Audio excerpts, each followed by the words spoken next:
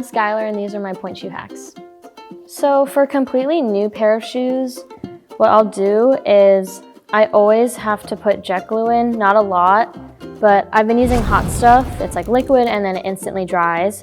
So what I'll do is I'll put just enough to like cover just the bottom. So it's really only a few drops. So I like to break here just with my hands like that, like both ways. So then that's where your arch sits and your foot's in. And then I like to step right here and just soften the whole thing so it's easier for my toes. When I sew them, I have like a bunch of elastics and ribbons that I reuse. I like to do an X, like crisscross with the elastics. I sew 2 X's almost. And I don't know when I started doing this or why, but I just always do it now. So I like to sew the elastic close to the heel, but not too close. I like leave like about a finger, like a thumb amount of space. And what I've started doing is I have stretchy ribbon and I like to keep it in a loop instead of having 2 separate pieces. I'll like take it and like kind of measure like how you normally would with like a full like piece of ribbon, and you go like that, and then that's how long it is. And then when you put them on, you can just cross it over once and then a second time, and then it goes right on, and you just have to like straighten it out from there. So it's like super convenient. There's no knot anywhere.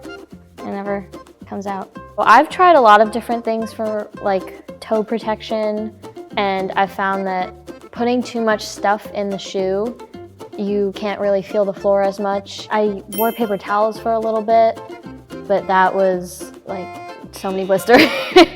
So what I found is these toe pads that like mold to your feet, and these are really, really, really old. But I've been using them for I think about a year now. This is the only thing that I wear inside my shoe. I just put these on. I don't wear toe spacers or anything. And yeah, I just don't really have any toe pain anymore, which is really nice. My biggest hack or like tip, doesn't even have to do with the shoes. It's just to properly warm up your feet before you put your shoes on, like every time. So for me, that's just like using the TheraBand. Like this is like the lightest resistance. And it's just going through demi pointing. Because I think as you get older, sometimes it's easier to just, kind of say, oh, okay, I'm just gonna throw the shoes on and take class.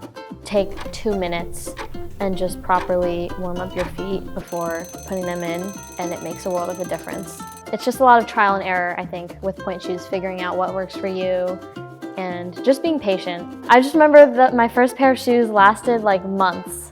I had like that pair lasted me for so long, and now I go through shoes like once a week. Like one pair lasts 1 week, so it's crazy how different it is now. Not having to worry about getting point shoes and having good shoes for the classes that I have has been a real relief.